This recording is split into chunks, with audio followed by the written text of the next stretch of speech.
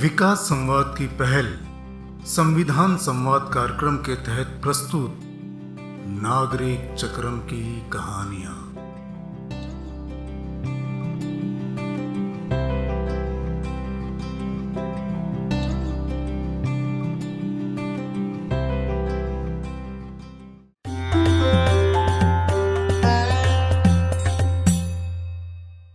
अक्सर दूसरों को जज करना, उनके बारे में राय बनाना इंसानी स्वभाव है।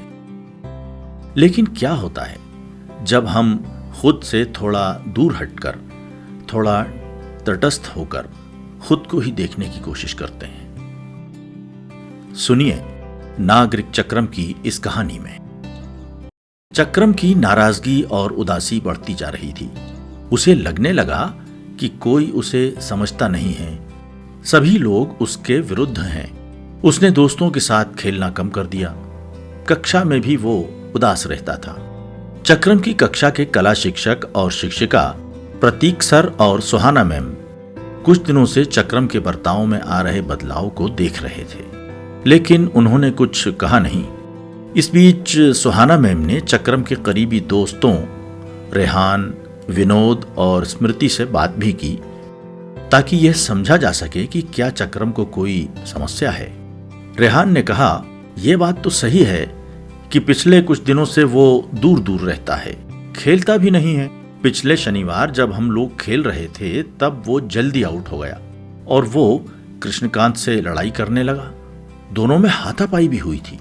चक्रम कला के विषय में अच्छी रुचि लेता था, इसलिए उसके व्यवहार में बदलाव को वे महसूस कर पा रहे थे। नाटक के अभ्यास के दौरान चक्रम को अपने वाक्य भूल रहे थे, अपना पात्र भी याद नहीं हो पा रहा था।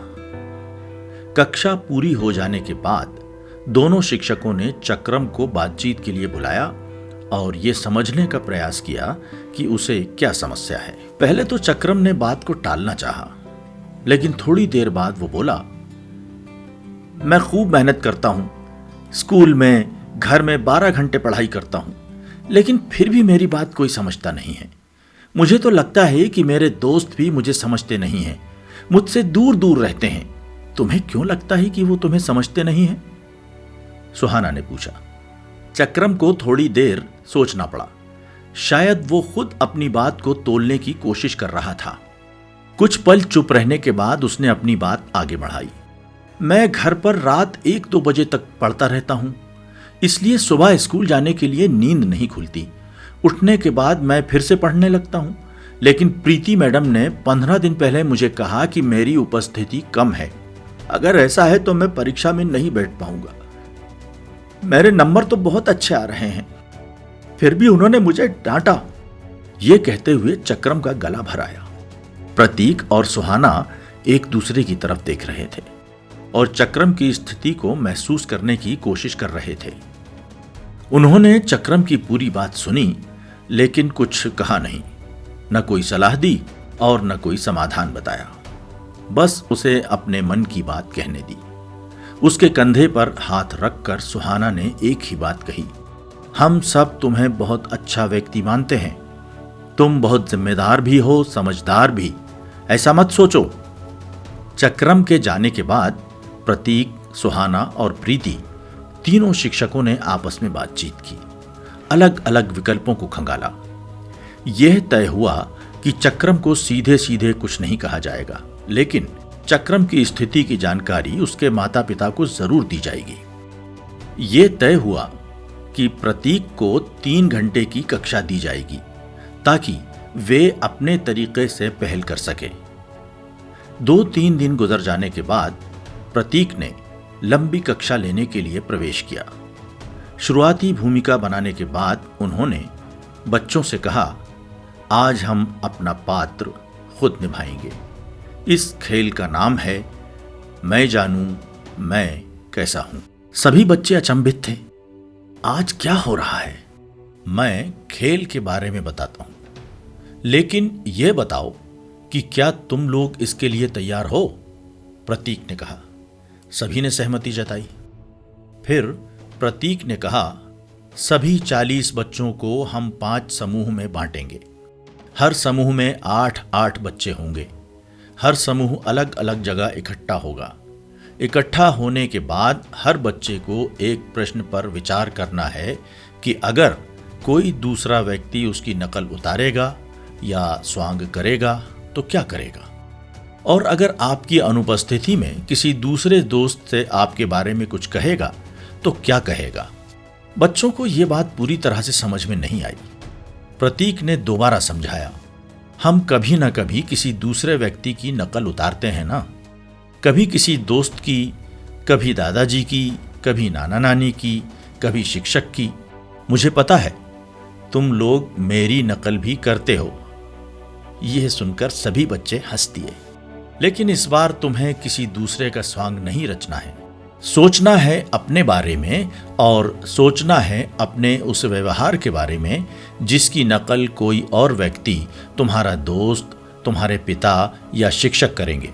लेकिन थोड़ी देर खुद के साथ बैठना है, आपस में बात नहीं करना है। यह भी बताता हूं कि हम जो व्यवहार हमेशा करते हैं, जो व्यवहार अलग तरह का होता है या जो दूसरों को प्रभावित करता है, उसी की नकल उतारी जाती है। अपने ऐसे व्यवहारों, शब्दों या हाव भावों के बारे में सोचना, प्रतीक ने कहा। बच्चों को बात समझ में आ रही थी। अब करना यह है कि जब आप लोग अपने किसी व्यवहार या भाव भंगिमा की पहचान कर लेंगे तो आपको खुद अपने समूह में उसका अभिनय करना है, और समूह के दूसरे बच्चे बताएंगे कि क्या आपने सही भाव पहचाना या नहीं। उस भाव भंगिमा का मतलब क्या है, प्रतीक ने खेल का विवरण दिया। फिर सभी समूह बन गए और अपने निर्धारित स्थान पर पहुंच गए।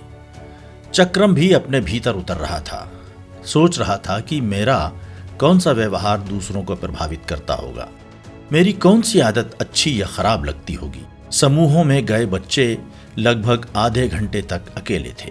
वे अपने व्यवहार को खंगाल रहे थे, बीते हुए दिनों को उलट पुलट कर देख रहे थे। विदित ने अपने समूह में वो तो कहने का स्वांग किया, क्योंकि वो इसे अपनी हर बात में दोहराता था, जबकि रेहान ने अभिनय करके बताया कि वो कोई भी प्रश्न पूछे जाने पर कैसे अपने आप को छिपाता है। उसके अभिनय पर सभी हंसने लगे। चक्रम असहज हो रहा था। अपने बारे में कुछ सोचकर उसे बेचैनी हो रही थी, लेकिन फिर भी उसने अपना पात्र निभाने का प्रयास किया। चक्रम अपने चेहरे पर कुछ ऐसे भाव लेकर आया जो अक्सर बने रहते थे। उसके होठों और भौहों के बीच सिलवटें थीं और आंखें एक चौथाई भींची हुई थीं। अपना ही स्वांग रचने में उसे तकलीफ भी हो रही थी। इस बार वो अपने आप को अपनी ही नजरों से देख रहा था। उसको लग रहा था कि उसके पीठ पीछे यही कहा जा रहा होगा कि चक्रम तो हमेशा अंगारे जैसा तपता रहता है, उसे तो केवल अपना खेल, अपने अंक ही दिखते हैं, दूसरों को वो निरा मूर्ख मानता है। कक्षा में सुहाना और प्रीति भी आ गए थे और अलग अलग समूहों की गतिविधियों को बस देख रहे थे। जब खेल खत्म हुआ और अनुभवों को साझा करने का मौका आया, कई बच्चों ने अपने अनुभव बताए। वे कह रहे थे कि सचमुच वे अपने आप का परीक्षण कर रहे थे। उन्हें पता चल रहा था कि उनके व्यवहार का दूसरों पर क्या असर पड़ता होगा। चक्रम अब भी अपने आप से जूझ रहा था। चक्रम ने धीमी आवाज में कहा, मुझे अफसोस है, मैं सबसे माफी मांगना चाहता हूं। मुझे लगता था कि मैं तो अपने मुंह से किसी को कुछ भला बुरा तो कहता ही नहीं हूं, लेकिन मुझे अभी समझ आ रहा है कि जुबान से बिना कुछ कहे भी मेरी आंखें, मेरा माथा, मेरे होंठ तो बहुत कुछ भला बुरा कह ही जाते हैं।